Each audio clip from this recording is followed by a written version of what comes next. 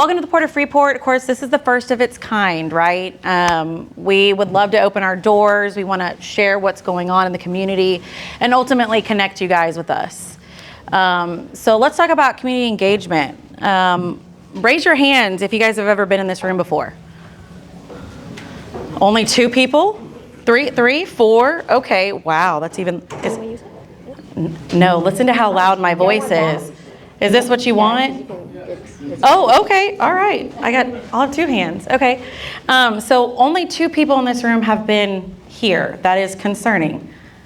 You have been here as well? Okay, many times. Okay, 1, 2, 3, 4. So we're still at 4. Okay, how many of you guys have attended a bid review meeting? And do you know what that is? Anybody? A bid review meeting. Here, yes, sir. How many? Raise your hand. 1, just 1. That's even more concerning. When I did this run through, I expected it to be 30%, so this is more concerning. And then also, how many of you guys understand the RFP process from the Port of Freeport? Okay, so that's a little bit higher. So again, only 3 of about 60 people. I don't know that math, but it is well under 5%, and that is concerning. And that's ultimately why we're here. So navigating the Port of Freeport procurement, it does take time, but that's why I'm here. I want to help you guys understand what's available, how to do it, how to work with me, which sometimes is not always the easiest, so please bear with me. I know Jason Elbow's laughing. I know we have Ross Brunner in the back here who has worked with me multiple times. So I am a really tough negotiator, but I am here for the port, but I'm also here for you guys as well. This event really exists to bridge the gap, right? We want to understand what our needs are from the port, and again, you guys as well. Something to consider is that procurement at the Port Freeport is brand new. That being said, there is no outline. The only person you see is me. There is no, 10 people, category managers in the back. That's not what's happening. What's ultimately happening is anything that is our day-to-day operation, our procurement, they are being filtered through me. However, I also do it on a negotiation and contract scale as well. So please be patient as we ultimately roll this new procurement department out. Any questions about this? No? Okay. I know I've already said it individually. If I haven't said it out loud, thank you guys for being here. I know that leaving your work is difficult, and I know that it's also hard to sit in a room with 50 other people and be aware. I know I don't like sitting in a room with 50 other people and having to listen to people talk, but thank you guys for being here. A special thanks to Gina Adams and her teams over here in the corner. They like to hide in the corner, but they are well more than this. They have really been a big piece of bringing the community together. And like I said, this wouldn't be possible without you guys. Another person is Rob Lowe. He's over here standing quietly, trying to pretend he's not there, but he's our CFO, and he is a wonderful human being. He ultimately has been working with Phyllis behind the vision. So what it is that they want to see and ultimately what they want the department to do. So again, we wouldn't be here without all of you guys. I've got too many, I don't have enough hands. Okay, so about me. A lot of you in here know me, whether that be through Facebook, whether that be through personal engagement. I did move here in 2013 to Brazoria County. My husband is from here, and he was insistent, we have to move down here. We need to know the person to our left and right. Honestly, I really didn't understand. I'm from Katy, so big. I didn't even know the person to my left and right, if I'm being honest with you, growing up. And so I really didn't understand it until I embedded my roots within Brazoria County. I am thankful to be here, and to be honest with you, I do not want to go anywhere else. So I will be here until I'm a lifer, I guess I would say. This is my family right here, my husband Matt, my oldest son Aiden, my middle daughter Avery, and then my youngest Noah. We are super busy with sports. That is literally all we do. If you've ever spoken to my husband, that's all he talks about. So sports. And then ultimately, when we're not doing sports, we sit back, relax, and look at each other and say, wow, we are truly grateful to have each other. And ultimately, I would like to have that same relationship with each and every one of you at some point in time in working with you guys. Professionally, again, I grew up in Katy, so oil and gas was my bread and butter. Everybody's mom and dad worked in oil and gas, and ultimately that is where I managed customer accounts. It was manufacturing BOPs, and I don't know if you guys, any of y'all know what that is. Y'all know what a BOP is? Anybody? Oh, we got one. Okay, so it's a blowout preventer. So think of Deepwater Horizon, the movie, or BP, the big oil spill. The BOP essentially failed. That BOP was ours when I worked at Cameron, or now Schlumberger. So I was put on the auditing team to understand the quality control to help the general counsel. That's where I really picked up and understood procurement and then auditing strategies. And that really put me into what I would say a passion and a love for procurement. I then spent another 9 years working at Mammoth here down the road, where I was the equipment director. I spent a lot of time negotiating contracts, not only for equipment, but also just day to day. Ross is sitting there shaking his head. I did a lot with contract negotiations. That was my biggest piece of the puzzle there at Mammoth. For me, it's always about negotiating at the front end. We don't want to be negotiating after something has happened. I'm also a Lean Six Sigma black belt, so I'm extremely nerdy. I love process improvement. I love to focus on streamlining business operations. Typically, I see something pretty quickly. Rob has worked with me now for 6 months, but I do raise the flag very quickly as well. I don't mean it for any other reason than to say, hey, I see a red flag. So if I'm negotiating with you or I'm talking with you, I don't mean any slight. It is truly to try and help us both on each side. Communication. Email is preferred, of course. I think most people are like that just simply because of my backlog. If I do not respond within 2 business days, it is not because I'm ignoring you, it is because I did not see you. I am big on responding within 2 business days simply because the operation continues. Any questions about me? No? Okay. So let's go to Freeport at a glance. So let's talk about what is the port. How many of you guys are aware that we're a tenant-based port, meaning we do not operate our own port? Anybody? Okay, so some of y'all. Yo, see, look at that. You know. And what does that mean? So that means for vendors, essentially, we do have some infrastructure work going on, but we're not looking for a forklift from day to day for a forklift rental. We're not looking for scaffolding on that day. We are looking at a bigger scope project that will affect our infrastructure. With that being said, last year we handled 40.6 million tons of wharfage. We had 1,300 vessel calls internationally and domestically. We serviced 12,000 rail cars. Sorry, this is going to be hard for me. And we still have 350 acres of land that is shovel ready. So if you guys would prefer to be a tenant instead of a vendor, feel free to reach out to Jason Mura. He's our business development team. We do have 2 post-Panamax gantry cranes. I know what you're thinking. There's 4 cranes out there. Those are called super post-Panamax cranes. We will ultimately speak about that, just not yet. And then 100 years of service. I know that some of you guys were at the Centennial event this previous year that Amanda Valise, our public affairs manager in the back, she's wonderful.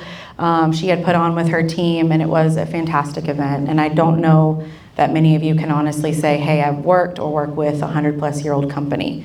So that's huge, and I know that was a big reason why I came here. Let's talk about why is the port so great? Why is it a great place to be? Most of you that do offshore fishing know that we're the shortest deep water channel of the Texas coast. So it would make sense that you guys understand that, hey, we can get vessels in and out pretty quickly. We are ranked 13 in the US for foreign waterborne tonnage. We're ranked 4th in Texas for foreign waterborne tonnage. And then ultimately that provides us with one of the fastest growing ports in the nation.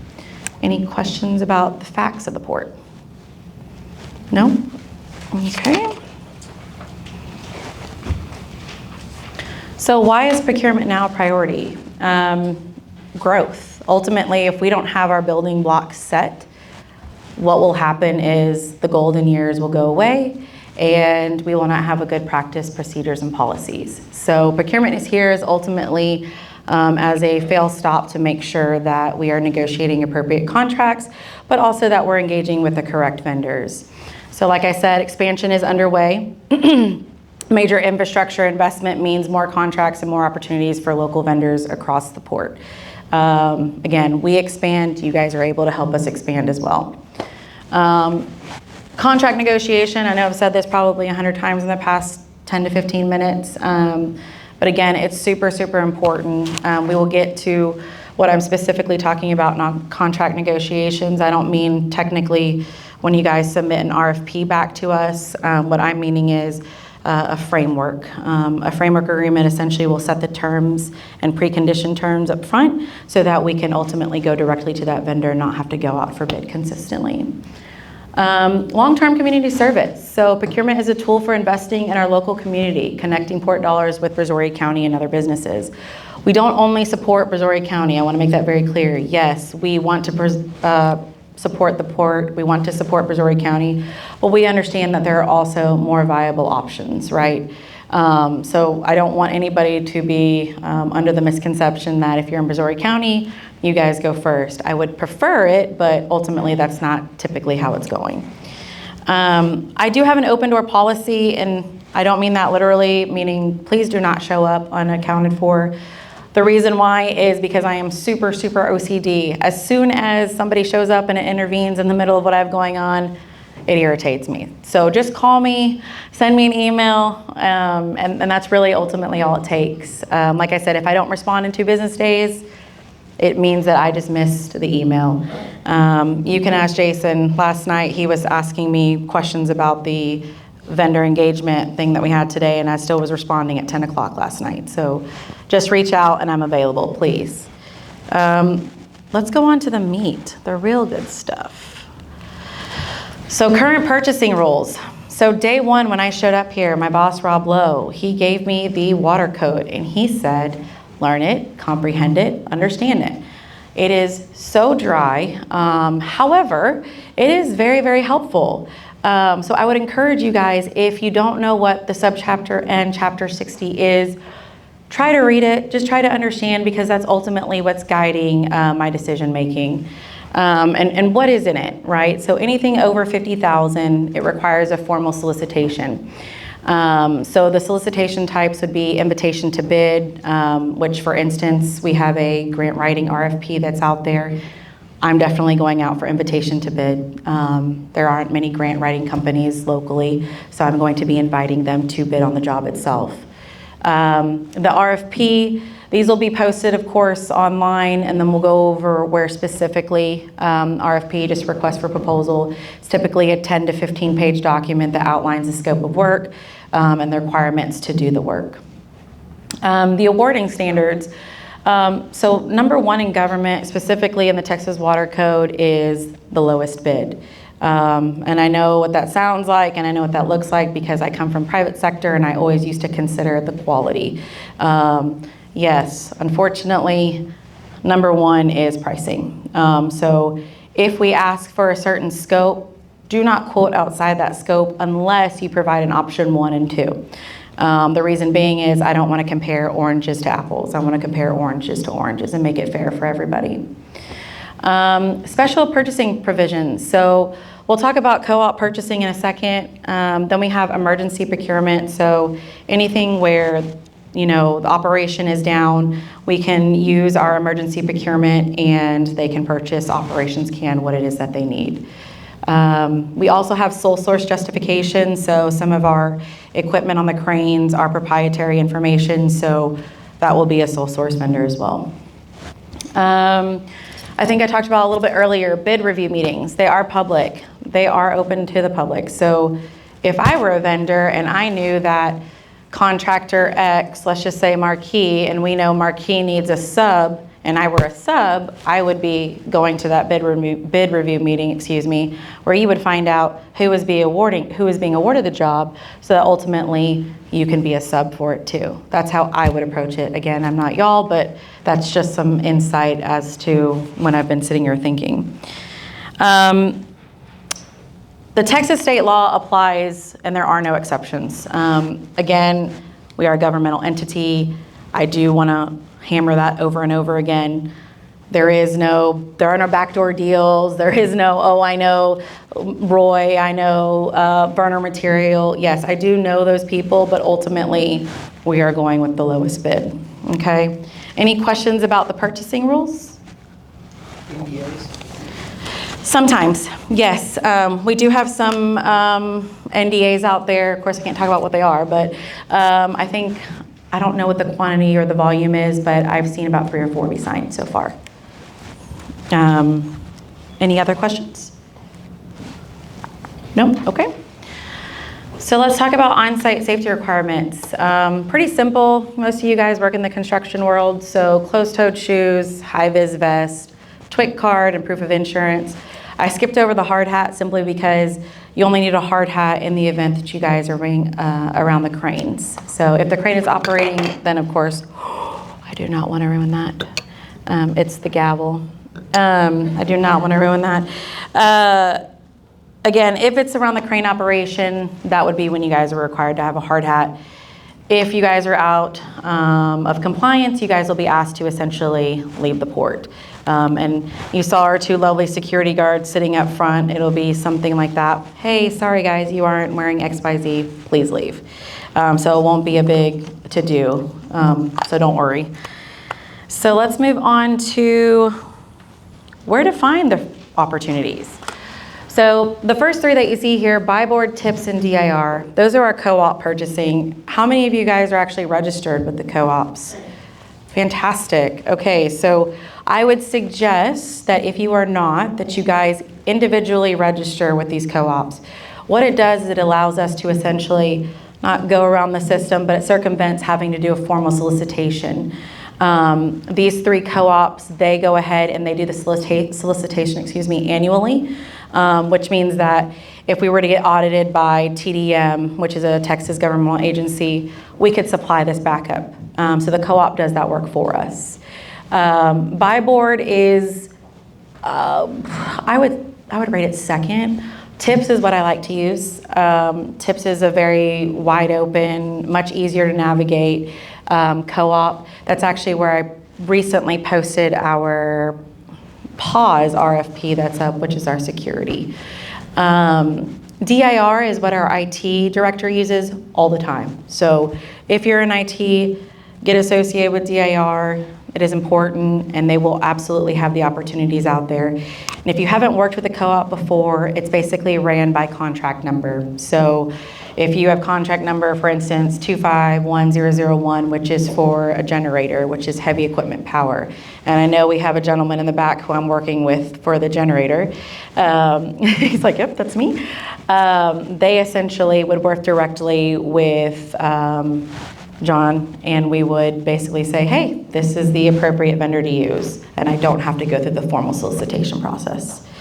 Another place to find it is the port website, of course. I know that that's kind of tedious just as far as having to seek opportunities, but it is available on the website. In fact, we have 3 RFPs out there right now posted. One is related to security, one is related to a cold storage rep, and another is related to a grant writer right now.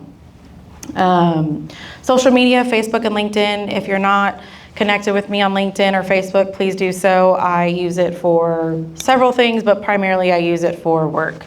I do like to post that I'm not just a robot and have, my specific things, so you guys can see I do have a family, and I do hang out with them sometimes.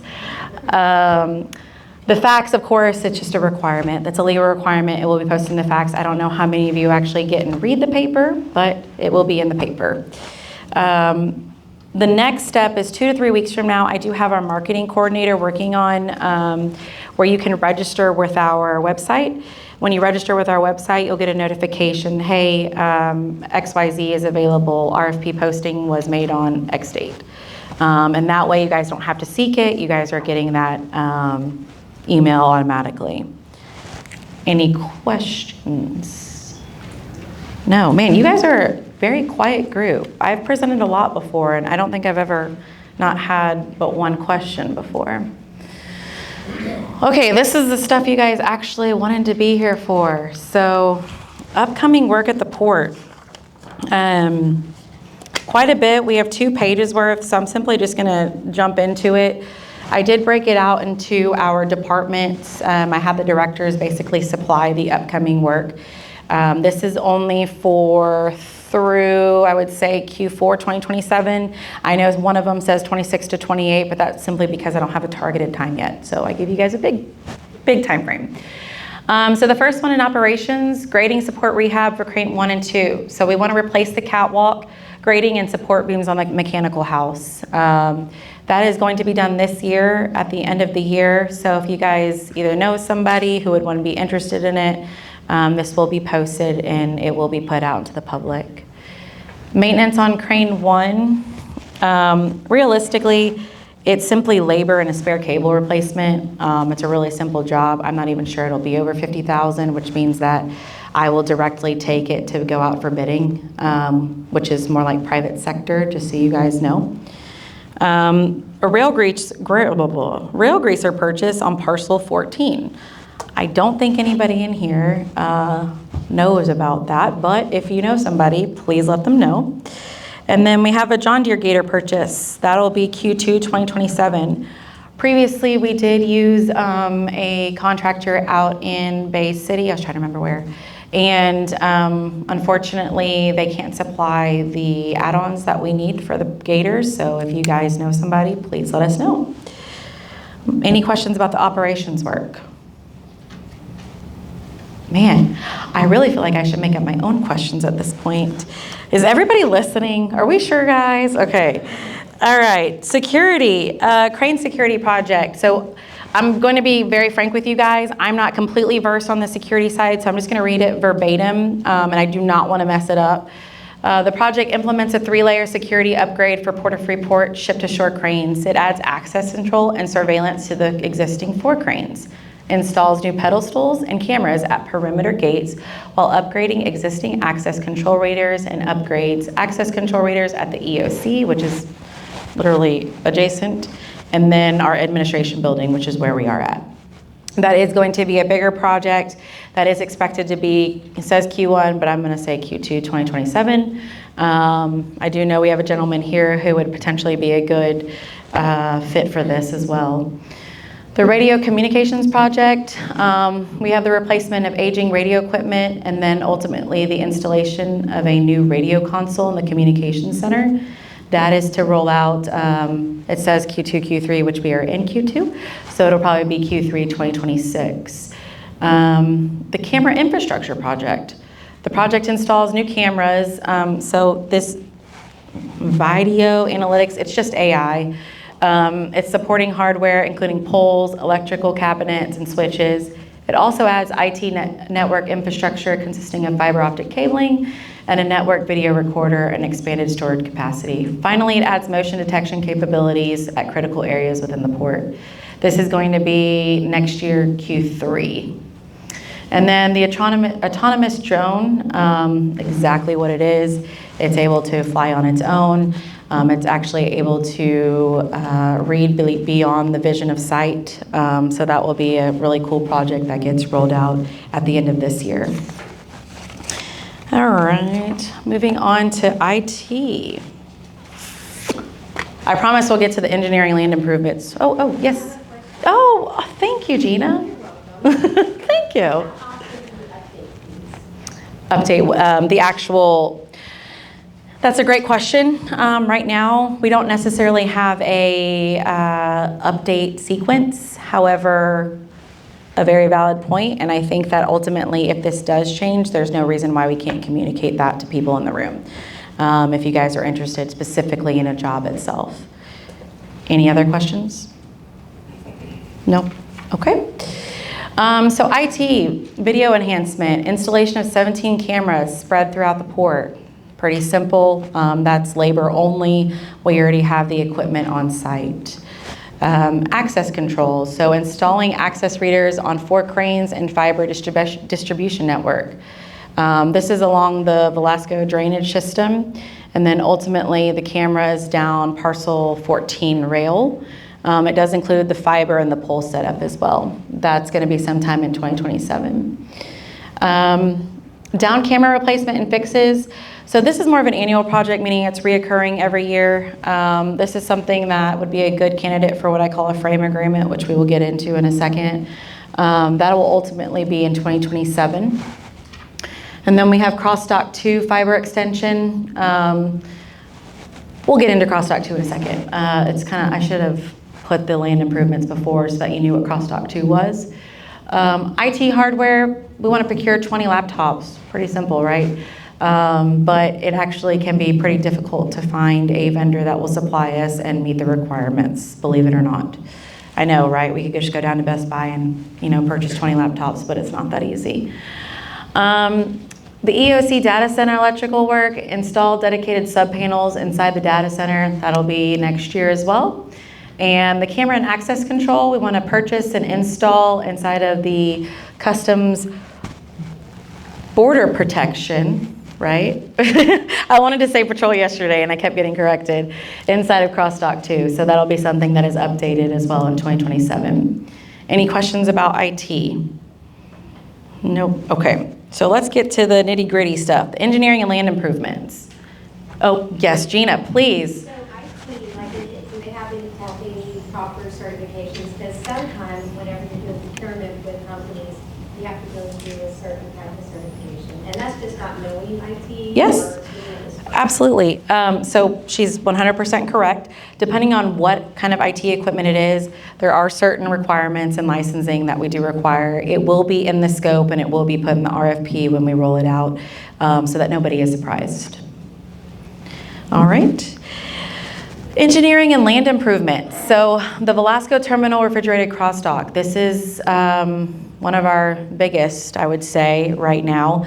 It is a multi-temp facility, refrigerated, 84,000 square feet warehouse and crossdock. Right now, we're at the stages of looking for a consultant to essentially help us market that specific building and then ultimately help us spec the building correctly. Step 2, which will be August, September, hopefully, we will then be looking for somebody to contract the building, right, to construct it. I will say this, we will have, again, that's step 2, and then step 3 will be, we have to find an operator for the building, right? We have to find somebody that's the end user who's using the building day-to-day. That's going to be a 3-step process, of which every process will be a separate vendor. And the reason why we did that is we just don't want to have a conflict of interest, ultimately. Any questions about this one? Again, this is our big guy. This is the one that's going to come out, and they will need subs, they will need electricians, they will need all of that. So it's your intent to award that to one person? Yes, sir. Do you ever split them up? No, sir. So most of our work is turnkey. I haven't been here, and let's see if Robert and Mr. Muir is here. I heard them over my left shoulder. I have not been here where I've seen them break it up, and I do know in the past when I've looked at the RFPs, it's all turnkey. So the vendor will be required to sub out whatever they can do. And that should be part of your proposal back. Right, but would you ever consider separating it into civil, mechanical, structural, anything like that? Unfortunately, no. I know.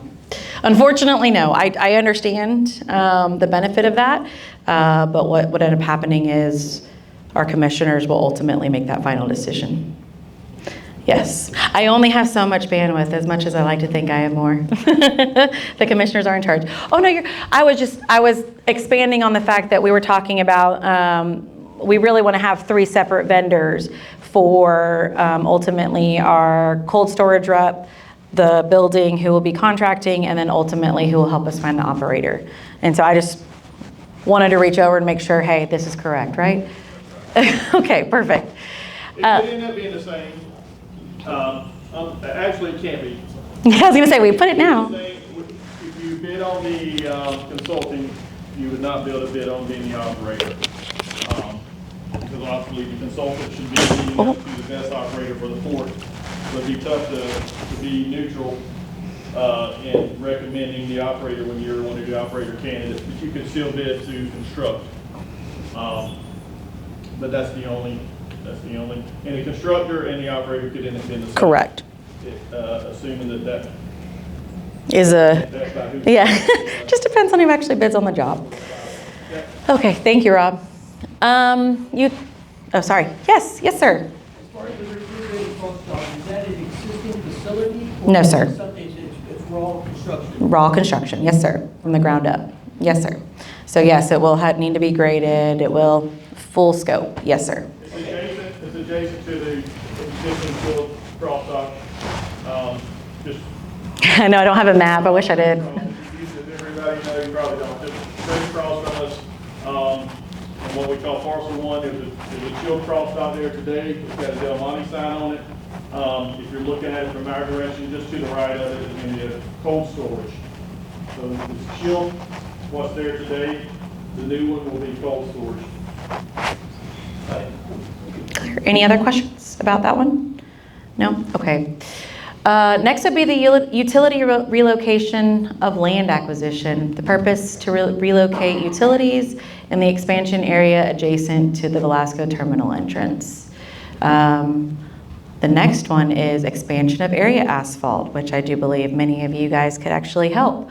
This project will add asphalt to an approximately 18-acre tract of the expansion area to improve commercial utilization.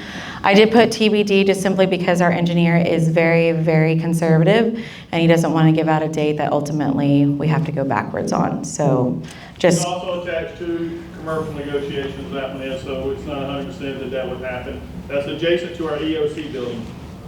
And like you said, parcel one. I assume that you guys know where the EOC building is. Yes, okay, all right, perfect. Looks just like this building. It's just the remake. On the other side of the substation.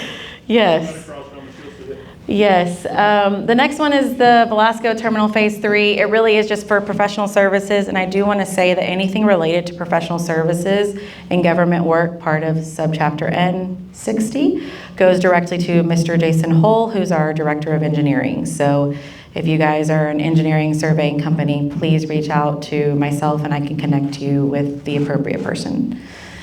Transit shed modification. So is it transit shed 6 or 5? 6. 3? Oh, see, I'm way off. Transit shed 3, we essentially want to cut back some of the building. And the reason why is because we want to create a bigger berth capability so that the vessels coming in, the Ro-Ro, they can actually just drive on out. So right now it's attached to Riviana, and that will be something that will be a big undertaking as well. That is in fiscal year 2027. I don't have a specific quarter, but it will be next year. We also plan to expand capabilities of Parcel Rail 19. I don't have the exact scope, but that's what I was given from engineering. But if you do want further details, I am happy to provide them, working with Mr. Hull as well. Gate 12, the radiation portal monitor. The project will expand RPM capabilities to Gate 12 to the Service Velasco Terminal. That will be in 2026. And then we have the EOC generator. Ultimately, right now, we don't have a formal RFP out, but we are RFIing some information at the moment because right now we're not sure if we need to modify the skid that the generator is on or if we need to continue to keep the same size generator. And that will be this year of 2026. So if you guys are in the generator business, please let me know. Any questions? And it does say at the bottom, just like I said, sign up at the Port Freeport, follow us on social media to be the first to know. Those tiles will be available in the next 2 to 3 weeks. So future of procurement at Port Freeport. So in my previous roles, ultimately I didn't have subchapter N60. So the thought here is we want to pre-negotiate terms up front with our approved vendor list. So I want to work with you guys to identify what appropriate vendors there are so we can go into a contract. We call them framework negotiations. Everything right now that the port is doing is called maverick buying, which means there's no contract behind it. There's really no upside for either us or the vendor, which means that there's no continuance of work. So this frame agreement, they typically are between 3 to 5 years, depending on what type of business you are. And again, we would pre-negotiate the terms. What ultimately services are good for this would be plumbing, facility maintenance, IT hardware, fuel, fleet services, social media content. And when I mean social media content, I mean like the gentleman in the back doing the videography. That is huge for us. We have tons of community events, so that would be something great to work with.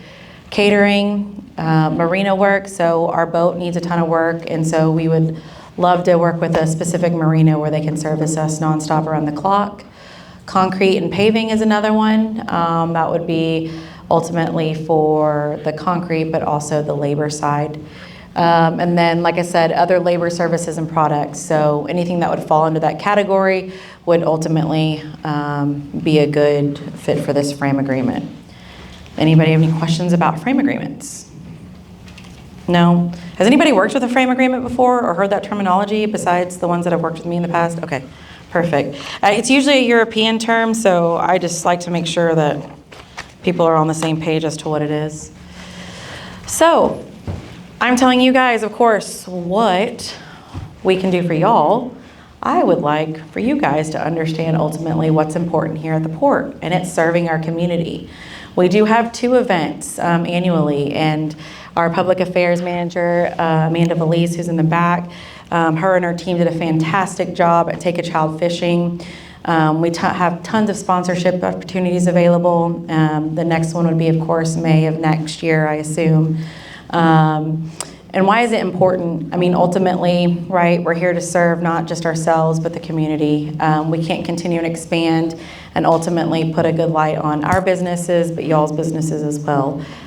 So we can work together to ultimately support that initiative. Also upcoming is the Port Freeport Golf Tournament. What date is that again? Monday, October 26th or the 8th, I can't remember. Okay, so sometime in late October would be a fantastic opportunity for you guys to meet with ultimately our leadership team, which I think would be huge for you guys. And then also, you guys can look at our tenants. You guys can work with them. I know that we're going to have an upcoming workshop in August, but that doesn't mean that you guys can't take that extra step and play on a scramble or play in a scramble with them. Any questions about involvement? Nope, okay. So looking ahead, what's next? And I think this will be beneficial for you guys, especially what I call like day-to-day operation vendors. We want to have a tenant engagement vendor affair where we essentially invite all of our tenants in.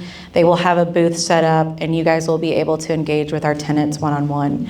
So I know you guys are a lot of, hey, I'm a sub, I'm not necessarily the full contractor. I understand. So what we want to do is open up the doors and say, hey guys, this is our next step to show we're not just, hey, we're the Port of Freeport, come work with us.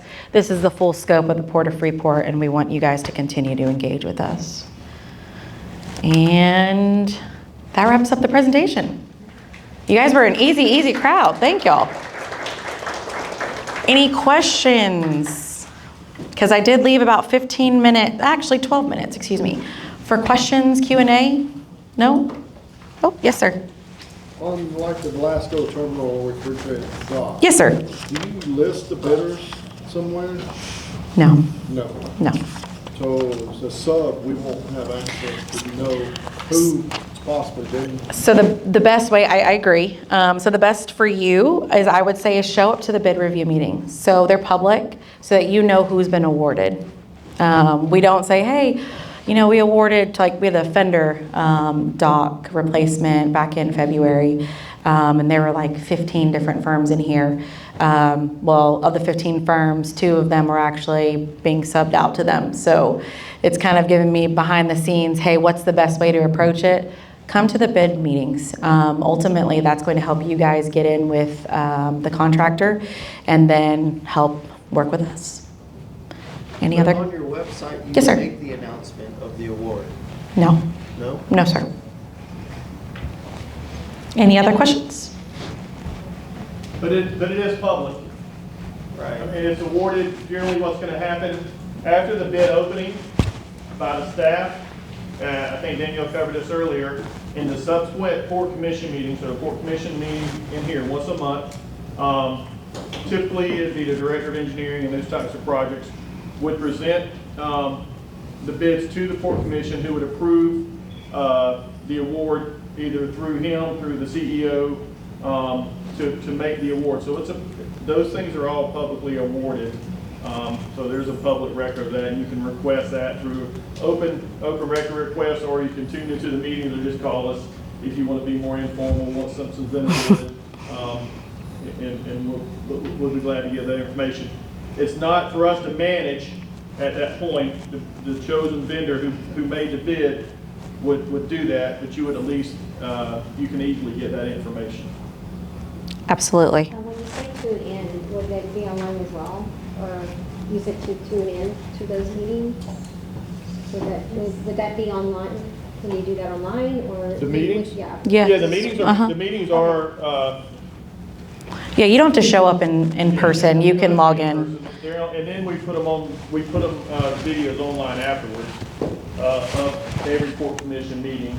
And those types of, the majority of that is going to be public. There's an executive session where sometimes the details of contracts are discussed, but the awarding itself is public. Yes, we just don't post it on our website. So-and-so has been awarded blah. Honestly, now that you say that, I don't think that's necessarily a bad idea. Food for thought, truly, both of you guys. Some of the other ports, like Corpus. They do that? Yeah, they'll put Okay. it on their portal Okay. that you have to be a member to, and once you're in there. you can Bonfire. see Who's bidding, who's been awarded. Yes, so we have not gotten to the point yet where we're going to use Bonfire. It is something I did bring up to my boss, Rob. We're just not simply there yet. 6 months in, and this is where we are. But I do agree with you. I think that'd be a great idea. Fantastic. Thank you for that feedback. Anybody else? No?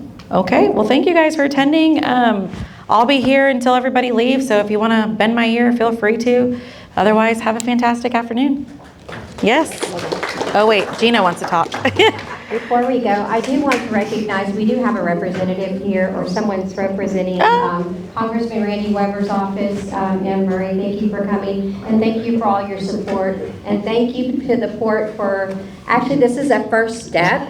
So I know they're not on Bonfire yet, but I think this is a really good first step to open these opportunities for our local businesses. Yes, ma'am. Thank you. Thank y'all.